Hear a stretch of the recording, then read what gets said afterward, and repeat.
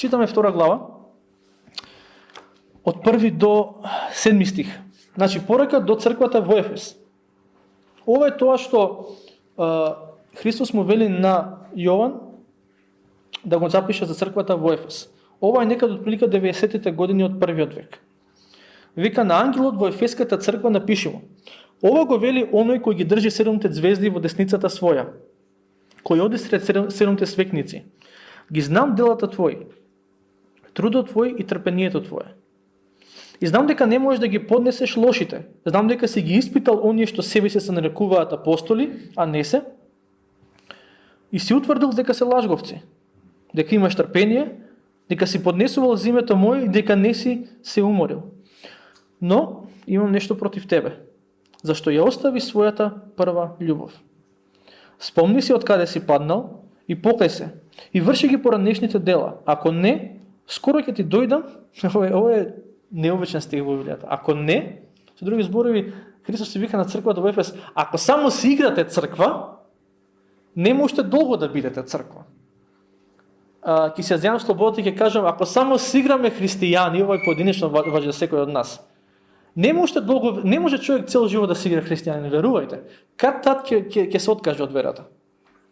Ако не нема љубовта кон Бог, ако нема љубовта кон другите луѓе, ако не е засновано врз ова, може ќе глумам година, 2, 3, 5, 10, ама кога тогаш ќе речам што правам јас со животот, едноставно свекникот на некој, духовната светлина која што треба да зрачи човекот веќе ќе ја нема.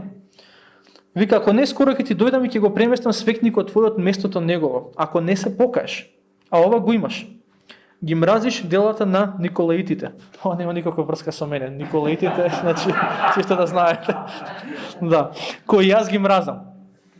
Кој има уво, нека чуе што им зборува духот на црквите. На оној што победува, ќе му дадам да јаде од дрвото на животот што е сред Божиот рај. Ефес, како град, многу познат во тоа време. Денеска не сум бил таму, ама тоа што гледаме на интернет има само рушевини, ништо повеќе од тоа. Ама еден од најпознатите градови во тоа време во однос на трговија, затоа што се наоѓал на пристаниште. Тука било за трговија било многу добро, многу поволна околина за трговија. Некој вика дека во тој град и во неговата околина живееле околу 500.000 луѓе, не знаеме дали е тоа точно, ама бил наречен светлото на Азија во тоа време, барем така викаат некои историчари. Оно што е многу интересно во однос на градот Ефес, пошто го знаат денеска историчарите, дека во него се наоѓал објект кој што денеска важи за еден од 7 антички чуда, светски чуда. А тоа е храмот кој што бил посветен на така наречената божица Артемида. Значи ова нешто било нешто невидено во светот. Со други зборови ни дава да знаеме дека во овој град каде што имала црква, која што барем тоа што го читаме од Христос во одредени аспекти добро се вршила работата, бил еден од најголемите пагански храмови во античкиот свет. Значи паганизам бил развиен, до даска бил развиен паганизмот. Не било лесно да се биде дел. За нас мислам дека не ги сваќаме многу добро, не го сваќаме многу добро контекстот во кој што се пишувани овие зборови, затоа што ние денеска не живееме во таква околина. Ние живееме денеска во христијанска земја. Номинално, генерално гледано, не викам дека не, ама сепак луѓето не доаѓаат да ти кажува некој сакаш да ти кажам за божицата Артемида, или ај дојди во храмот на Артемида, каде што има многу свештеници, каде што според некои историчари дури имало проститутки. Еден од начините на кој што се обожувала таа божица е преку спиење и преку спиење со проститутка. И ние денеска го немаме тоа, фала Бог, се надам дека нема да дојдеме на тоа, ама збориме за црква која што се наоѓала во доста, би рекол, како околина која што имала многу демонски и сатански влијанија. И Христос на некој начин на црквата во Ефес си вика: добро се справувате со тие лажни учења и со тие, пошто вика, бидејќи вика не можеш да ги поднесеш лошите, знам дека си ги испитал оние што се нарекуваат апостоли, а не се, и се утврдил дека се лажговци. Кога ќе дојде некој да зборува за лажно учење, црквата во Ефес многу добро знала да рече: извини, ама тоа го нема во писмото. Нема ли они нов завет како што имаме денеска? Ама ќе земе стар завет и ќе рече: тоа што ние денеска имаме како стар завет, ќе рече: ама тоа го нема во писмото. Или ќе се сетат: ама чекај, Павле и Петар и Јован ни праќаат нас посланија и тоа што го кажуваш ти сега го нема во тие посланија кои што ние ги добиваме. Така да извини, ама не ти ја вратат он дека ако сакаш да слушаш, можеш да слушаш вистинската христијанска наука. Ако не, ако си дошол дека да проповедаш лажни учења, Ене тие вратата ондека. Знаеле како да се справат со лажни учења. Интересно е тоа дека во однос на црквата во Ефес, мислам дека од Новиот Завет ова е црква за која што имаме најмногу информации. Бидејќи во Дела апостолски 18, 19 и 20 глава читаме за нејзиното основање, за тоа како апостолот Павле мислам дека барем од тоа што го има во Дела 3 пати отишол во градот Ефес. После тоа ќе се сетите дека во Новиот Завет има послание до ефесијаните. До истата црква било пратено. Исто така, уште две други послания ни кажуваат за состојбата во црквата во Ефес. Не се послание до ефесијаните, ама е послание, прво послание до Тимотеј и второ послание до Тимотеј. Тимотеј, според тоа што го читаме во неговите посланија, е водач или еден од водачите на црквата во Ефес.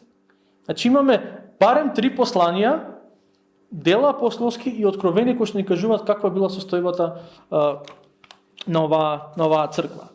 И кога читаме во Дела, гледаме дека црквата стварно напредувала од тој момент кај што мислам дека во 19 или во 20 глава има еден момент кај што ќе се сетите дека локалните занеџи почнуваат да се бунат против Павле и против црквата, бидејќи локалните занеџи дел од нив правеле некои предмети, некои објекти кои што биле посветени на божицата Артемида. И црквата била толку многу активна во сведочење и во придобивање на нови луѓе, што одеднаш бизнисот на локалните занеџи им опаѓа. И доаѓаат кај локалните авторитети и викаат правите нешто во однос нови, иначе ние ако ги фатиме тешко нив ќе биде.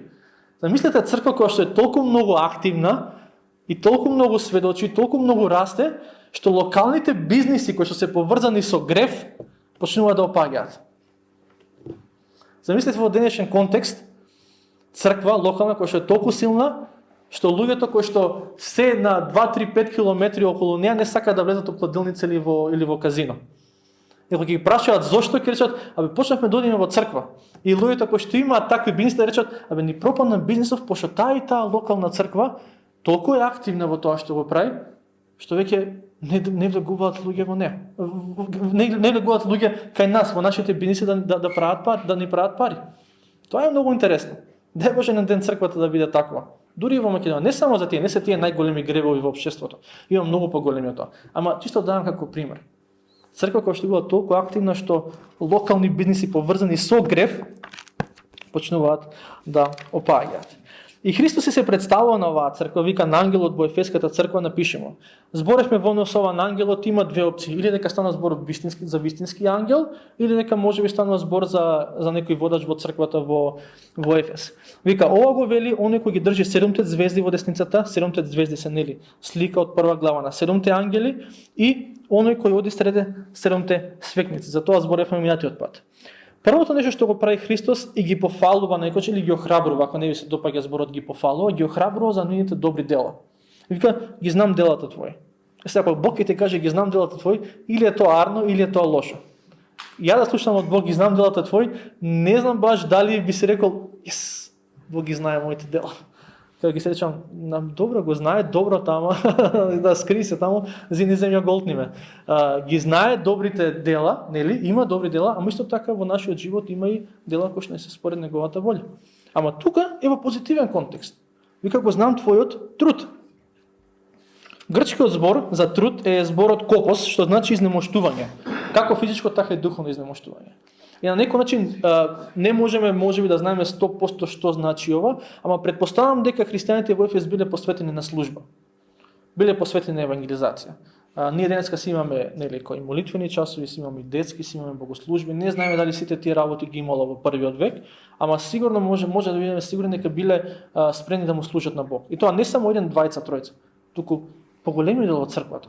И тоа е еден од знаците на зрелата и на зрела и на здрава црква. Еден од многуте, не е само тоа. Дека во зрелата и во здравата црква има луѓе кои што се спремни да служат. И мене ми е мило што оваа црква се повеќе последно време има некој што ќе рече јас ќе го направам тоа или јас ќе го направам тоа. Пак, не значи дека само ако има служба дека се е во ред. И служба ако има и дружба ако има не е се во ред. Како што ќе видиме како што видовме веќе од тоа што го читавме од 2 глава Откровение. Ама добрата работа е што Христос вика, јас го знам твојот труд. И на некој начин со тоа ги охрабрува, вика, ко продолжи напред. Знам дека се трудиш. И некој пат кога служиме во контекст на локалната црква, не дека нас ни треба некој да не пофали. Ама некој пат си викаме, добро, дали вреди се во ова што јас го правам? Некој пат не само што некој нема да не пофали, не охрабри, некој пат можеби ќе не скара за нешто што не сме го направиле како што тој или таа очекувала да го направиме. И во такви моменти си викаме, Боже, вреди ли што го правам јас ова за тебе? И Христос во овие стихови и вика на црквата, твојот труд во моите очи вреди. Може би за тебе нешто многу мало. Може би за тебе нешто кој што викаш, ова што го правам јас е ништо во споредба со тоа некој што проповеда или што води славење. Не. И те како е исто и важно во Божите очи. Бог го знае нашиот труд и каков и да е тој труд, направен за негова слава, Бог вика, во моите очи вреди. И ова охрабрување за црквата да продолжи напред и верувам дека треба да биде охрабрување и за нас денес. Некој пат луѓето во црквата нема да го ценат нашиот труд. Ама во такви околности, верувам дека ова треба да ни биде охрабрување. Бог го цени твојот труд. Не го цени твојот труд во стилот на тоа што ти вика, фала ти што ми служиш. Не во тој стил, туку во стилот на знам дека се трудиш. Знам дека вложуваш време, знам дека вложуваш енергија, знам дека вложуваш некој пат и чувства и емоции и сакаш да служиш и така натаму и не секој пат тоа се цени, ама знај дека јас го знам твојот труд и твојот труд, колку и да е мал во твоите очи, во моите очи, Бог вели на некој начин преку овие стихови, е вреден. Потоа, вика го знам трудот твој и трпението твое. Два пати ги охрабрува за нивното трпение, во 2 стих и во 3 стих, дека имаш трпение. Секој пат кога црквата ќе се труди, ако може така да кажем, секој пат кога црквата ќе биде вклучена во служба, еве кој што зборим, се поише и поише луѓе се трудат, некој ќе ја земе оваа служба, друг ќе ја земе таа служба, некој со славење ќе помогне, некој со деца, некој со чистење, некој со спремање кафе, некој со комунитарна проповед, што и да е. Секој пат кога имаме такви околности, мора да бидеме свесни дека некој има кажано дека кога му се посветуваме на Бог, Бог ќе се насмее, а ѓаволот ќе се наморди. Значи, секој пат треба да очекуваме, дека службата која што правам за Бог ќе има благослови. Ќе ме благослови Бог заради тоа. Не го правам за да ме благослови, но тој ќе ме благослови. Ама исто така ќе има и опозиција. Ќе има и притисоци. Секој пат кога ќе речеш, јас сакам тоа да го правам за Бог, јас сакам да му служам на Бог на тој начин, ќе има притисоци и ќе има секој пат можности да кажеш не на тоа што си го кажал претходно. Да, Боже, ќе ти служам и после тоа, ама немам време, ама немам сила, ама од дома имам проблеми, ама 1, 2, 3, 4, кои да се причините. Секој пат кога сме активни во служба, исто така ѓаволот ќе биде активен да не спречи од таа служба. И затоа во црквата имало доста напади. И затоа Христос вика, го знам твоето трпение. И зборот кој што се користи за трпение е збор кој што ствари значи, барем така како дефиниција му даваат од грчкиот збор, е истренност кога си тестиран.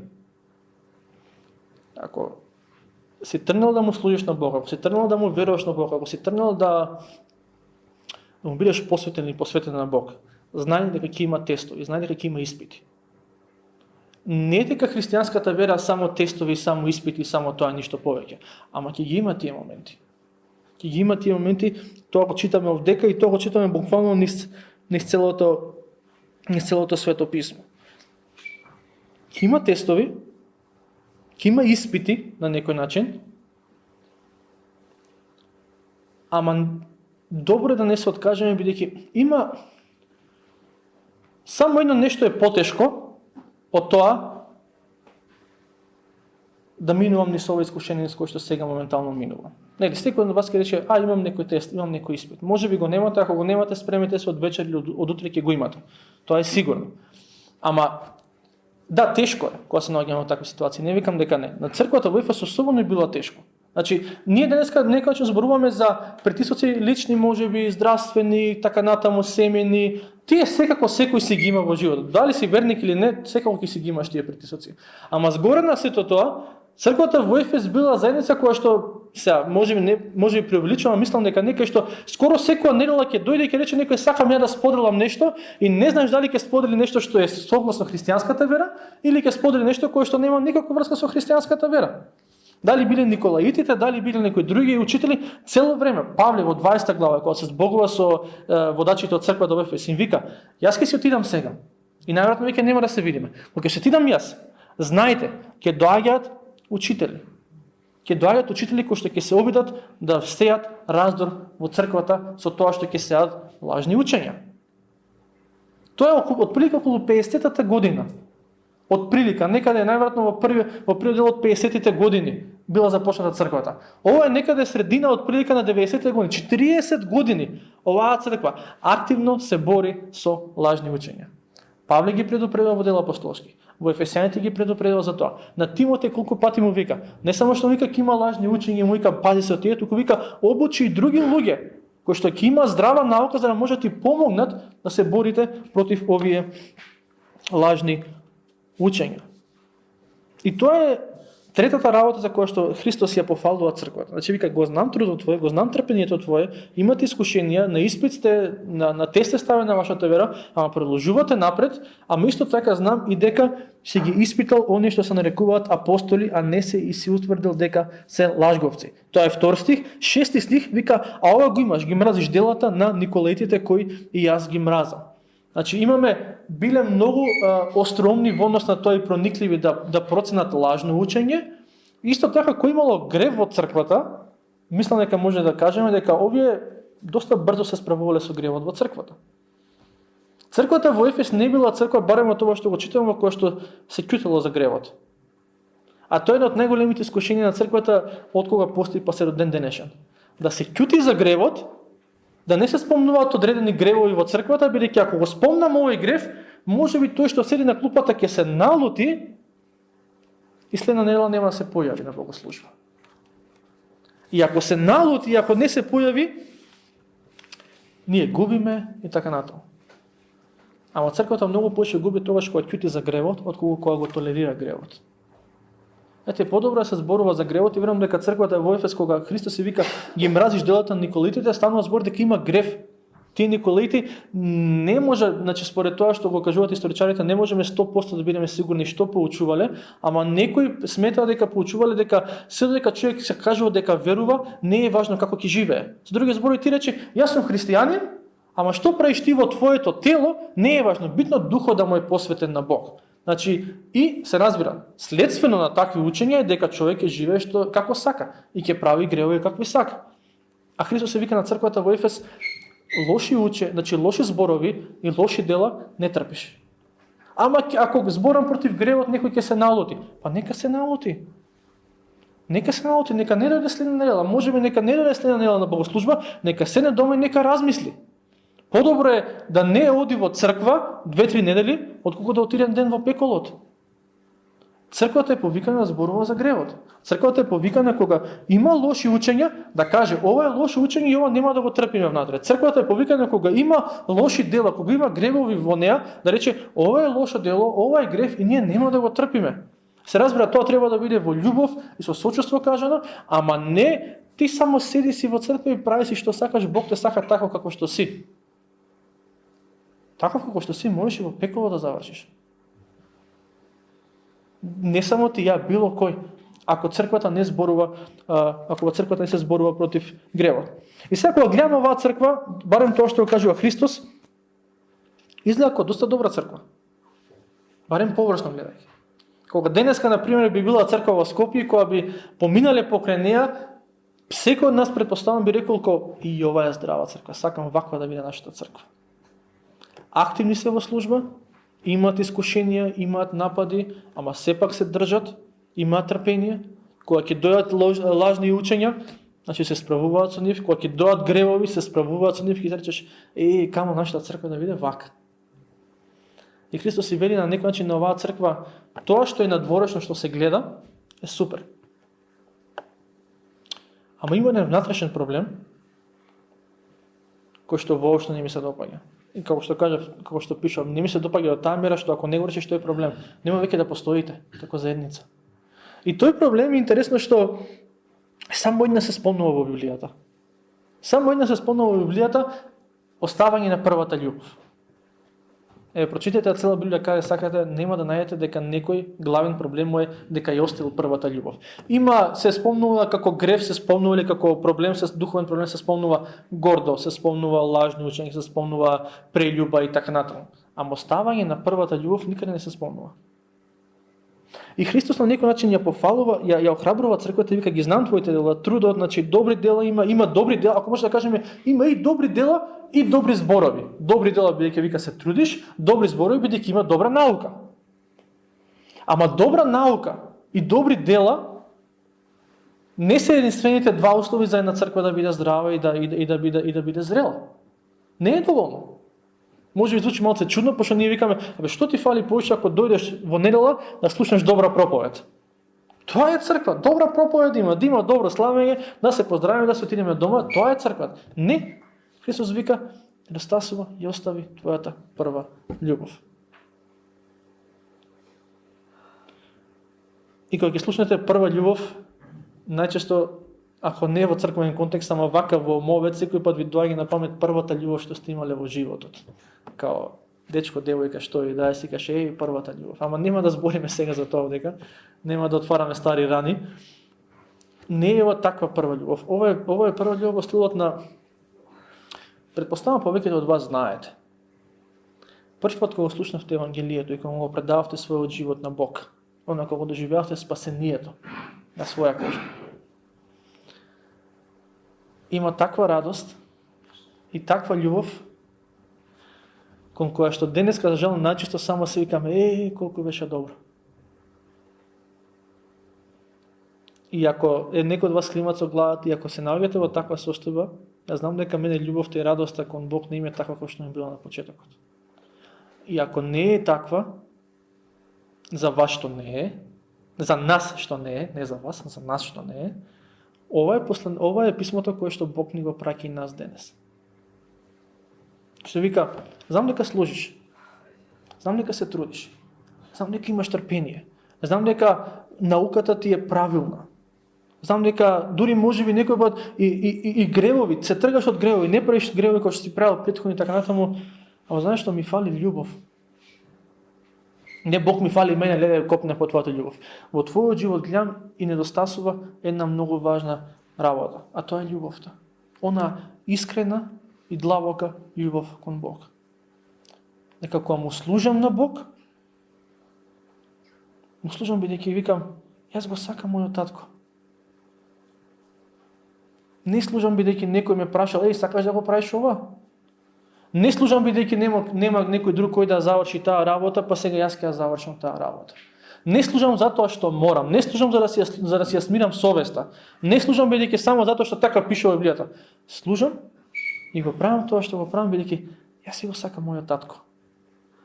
Знаете, она прва љубов за која што зборува Христос е оној период од христијанскиот живот кој што според ова што го читаме барем не треба само да биде во минатото, може да биде нешто кој што и сега го доживуваме. Е период кај што никој не треба да ти каже моли се. Туку е период кај што ти ги прашаш луѓето како да се молам за тебе. Е период кај што никој не треба да ти каже служи, туку дигаш рака и викаш јас сакам да служам, што треба да правам во заедницата. Е период кај што никој не мора никого да тера да чита Библија. Туку е период кај што си викаш едвај чекам да има слободно време да отворам книгата и да посветам малце време со Бог. И Христос си вика на црквата ја остави таа прва љубов. И ние некој пат гледаме многу површно на нештата. Ние некој пат гледаме само на тоа што се случува од надвор и толку можеме, не можеме да гледаме во срцата на луѓето. Ама некој пат мислиме само затоа што една заедница или само затоа што некој служи, дека се е во ред со таа личност. Пак речам, кога би имале можност да погледнеме црквата во Ефес, претпоставам дека повеќето од нас ќе реча топ.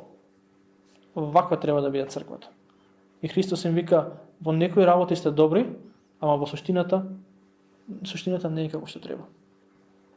Бијќи не остасува љубов. И прашањето е љубов кон што? Љубов кон Бог или љубов кон луѓето? Одговорот е и двете. Бидејќи ако немам љубов кон Бог, сигурно нема да имам љубов кон луѓето. Ако немам љубов кон луѓето, па немам љубов ни кон Бог, бидејќи тие двете се поврзани.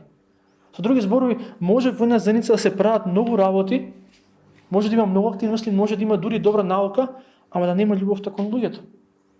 И во такви ситуации, сеќавате апостолот Павле што вика, што и да правам јас? 1 Коринтијаните 13 глава. Мислам дека Ако сакате да си земете домашна задача, после ова проповед, прочетете си дома од 1 Коринтијаните 13 глава.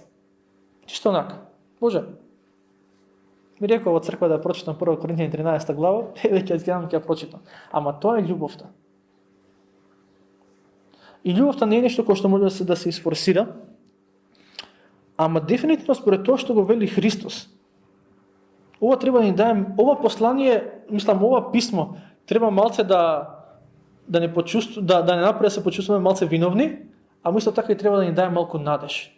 Виновни зашто бидејќи можеби јас или ти или кој да не викам дека сите ја немаме таа прва љубов како што сме имале кон Бог порано, ами треба да ни даде надеж зашто бидејќи Христос на некој начин во 5 стих дава надеж дека таа духовна состојба во која се наоѓа црквата во Ефес може да се поправи. Не е кај. Не го кажува тоа на начин кај што ја остави својата прва љубов и готово крај. Туку вика, ја остави својата прва љубов, ама после вика, спомни си, покај се и прави ги поранешните дела. Со други зборови, тоа е решението. Многу ми се допаѓа тоа што Христос не дава само диагноза, туку дава и терапија. Не е само ја остави својата прва љубов, жал ми е, ама имавте на шанса ја прокоцкавте. Да, можеби немаш толку многу љубов кон Бог како што си имал претходно, ама Христос дава начини како таа љубов кон Бог на некој начин да се врати.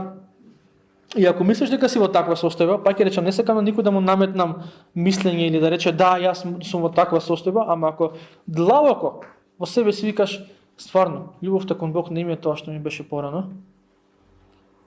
Бог, Христос ни дава 3 совети на некој начин. Или еден совет во 3 чекори. Како може да се вратиме на таа прва љубов која што сме имале кон Него? И ова не е совет од некој си теолог, пастор или проповедник, па речеш како не знам дали функционира. Ова е совет од Бог. И тој совет се состои од 3 чекори. Ги дефинирав така што сите почнуваат на П. Имаме подсетување, покаяние и практикување. Подсетување вика сети се каде беше, од каде си паднал, не само каде беше, од каде си паднал. За други зборови Христос вика кога таа љубов што си имал порано ја немаш веќе. Тој е духовен пат. Не е само, добро, не е толку силна како претходна, ама може да се гура и вака, може да се тера и вака. Не. Вика си паднал, вика после тоа покај се, значи подсети се, подсетување, покаяние и вика и врши ги поранешните дела или практикувај ги тие дела кои што ги правеше порано. Првиот чекор е вика сети се. Ние некој пат се сеќаваме на тие стари, добри, убави денови, кај што поише го сакавме Господ, поише имаше радост и така натаму. Ама за жал некој пат се сеќаваме само со носталгија кон нив, а не со што треба да направам за пак да ги има.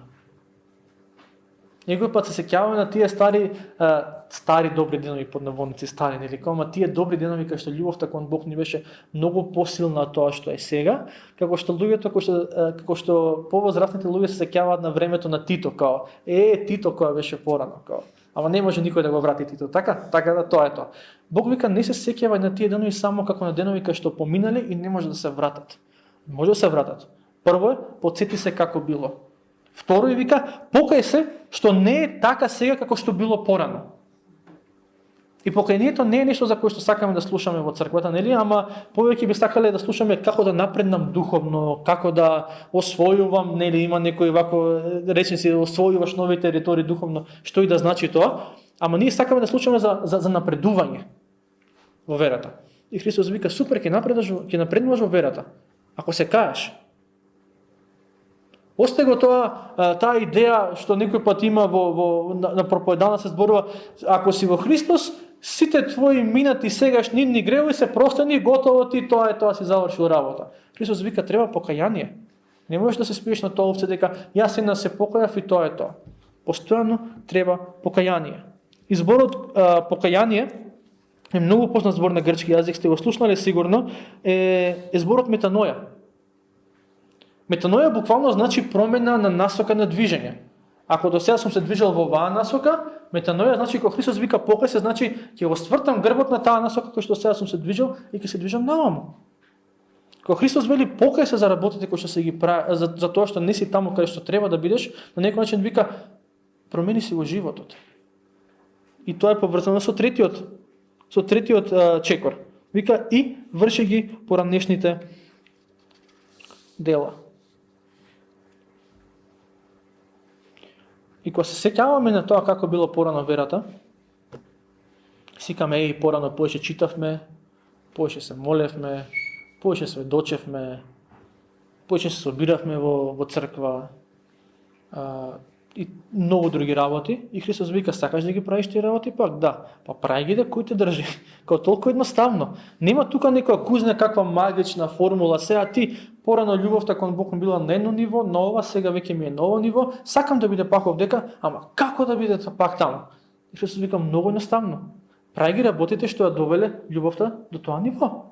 Нема да чекаш од небо кузна што да ти падне, нема да чекаш некој кузна како посебно откровение или некој духовен гуру да дојде ти каже 1, 2, 3, 4, овие работи прави ги, твојата љубов кон Бог има да биде многу јака.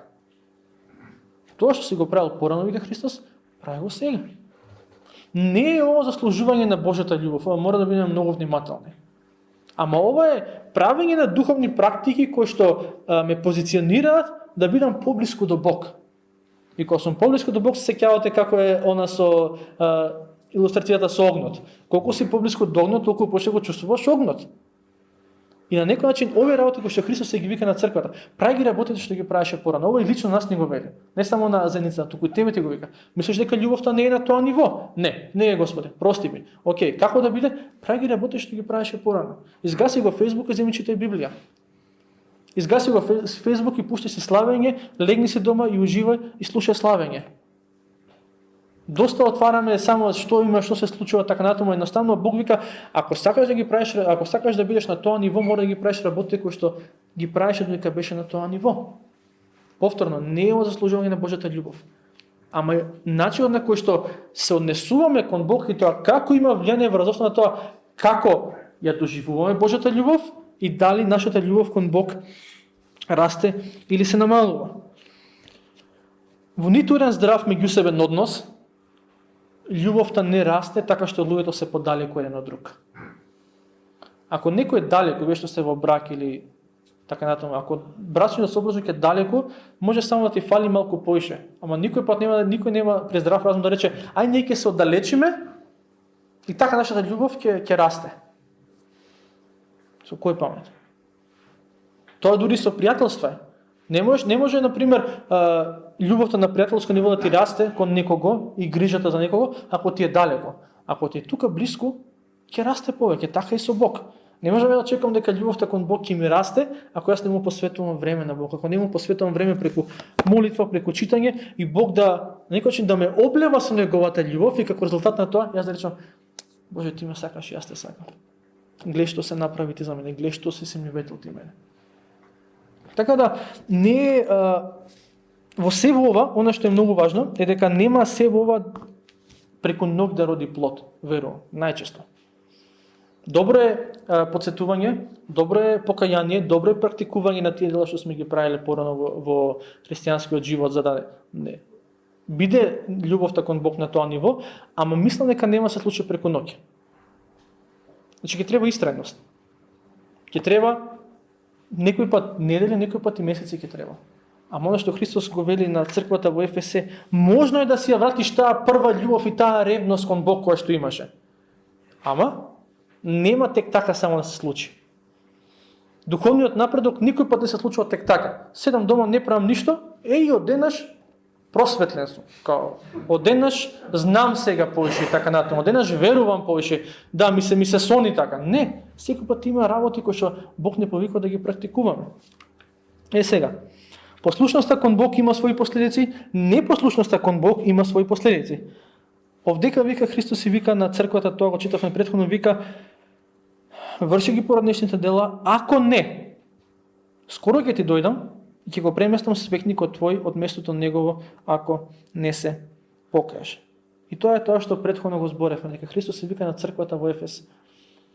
Ако продолжите на овој начин, ако продолжите со многу активност, со многу труд, со служби, така натаму, ама ако љубовта кон мене не ви е централното нешто во сето тоа, не можете долго да обстоите.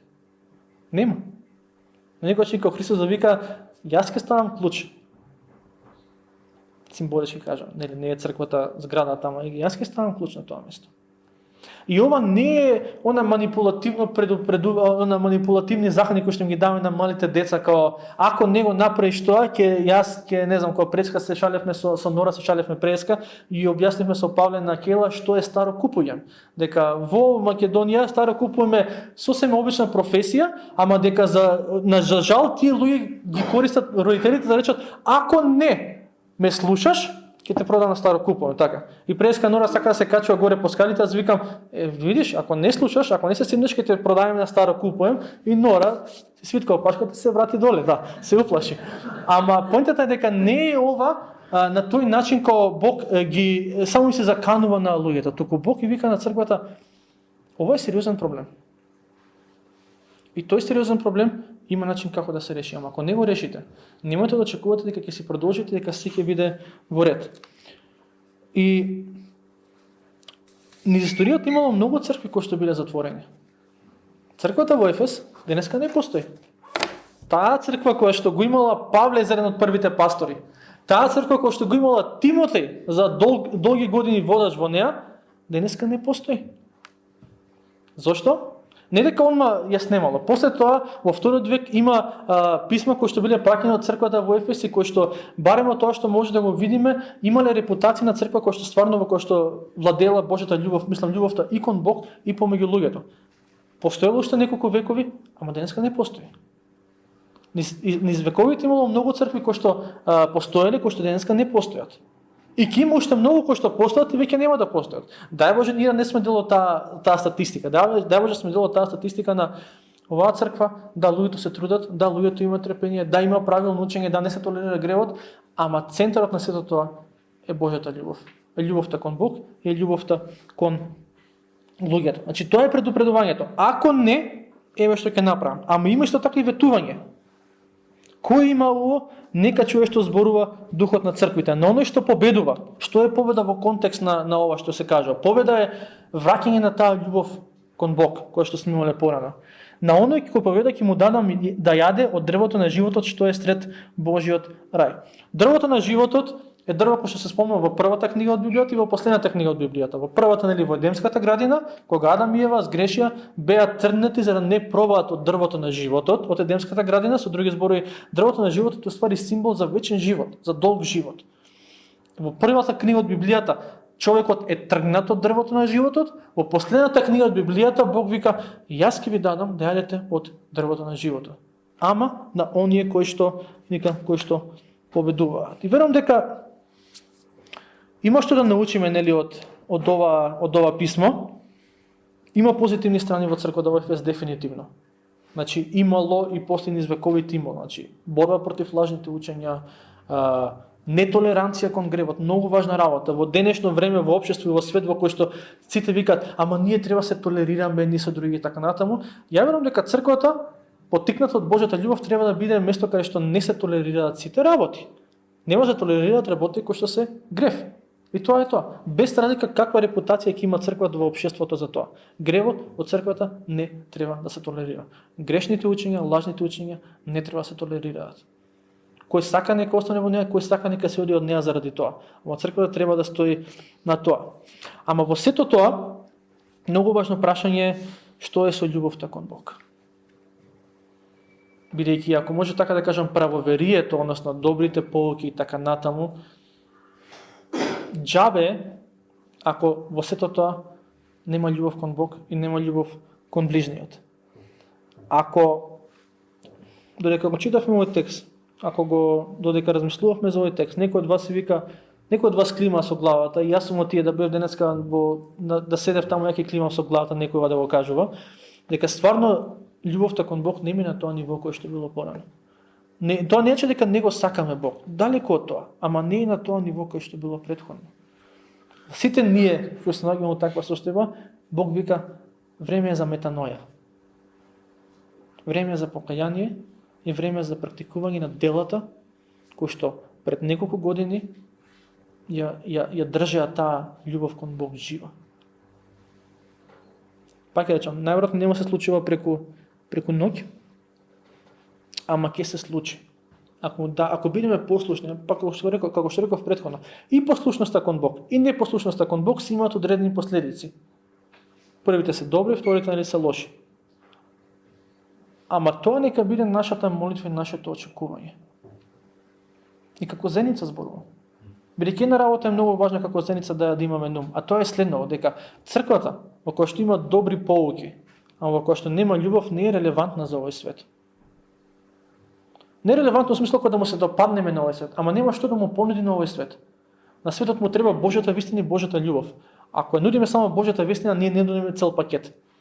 Затоа Христос вели: сети се, односно подсетување, покаяние и практикување. Сети се каде беше, покај се што не си таму каде што бил и практикувај ги што не си таму каде што си бил и практикувај ги нештата кои што ги правеше тогаш кога беше твојата љубов на тоа ниво.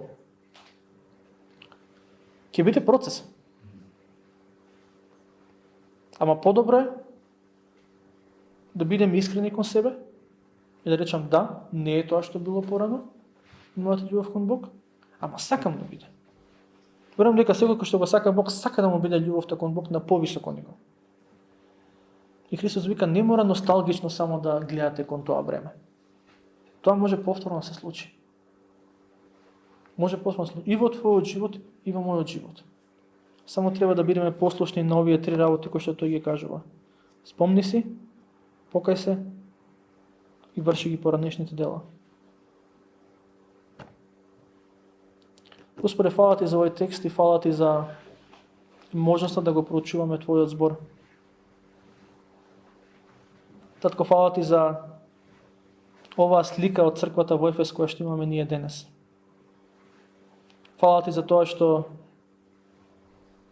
се охрабрени и поттикнати за добрите, за позитивните страни од функционирањето на црквата, но исто така и што се ги соочил со суштинскиот духовен проблем во таа заедница. И фала ти, Боже, што ние денеска може да го отвориме твојот збор и да размислуваме за твојот збор. Фала ти што можеме да направиме на некој начин на духовна проценка како поединечно, така и за нашата заедница преку овие зборови кои што ти си ги упатил на црквата во Ефес. И Боже, дај ни да се трудиме повеќе, дај ни повеќе трпение, дај ни да бидеме нетолерантни кон гревот. Но Боже, те молам и нека љубовта наша кон Тебе расте. Те молиме, Господи. Си спомнуваме за тоа како било. Боже, прости ни за тоа што не е се уште така. Прости ни, Господи. Прости ни, Боже наш. Сакаме да те сакаме повеќе. Господи, дај ни поттик и сила да се вратиме на тоа духовно ниво. Дај ни поттик и сила се вратиме правејќи ги делата кои што сме ги правеле порано, кои што се те угодни. Дај ни сила да кажеме не на тоа што овој свет ни го нудат и кажеме да на Тебе. Дај ни сила да се бориме против искушенијата на оваа култура и ова општество во кое што живееме. Да не ни е гале што мислат другите за нас, туку да ни е важно само што Ти мисли за нас. Прости ни, Господи. Прости ни и помогни ни. Помогни ни да напредуваме во верата. Помогни ни да те сакаме повеќе, бидејќи Ти си изворот на љубовта.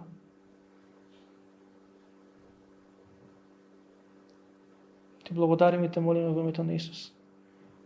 Амин.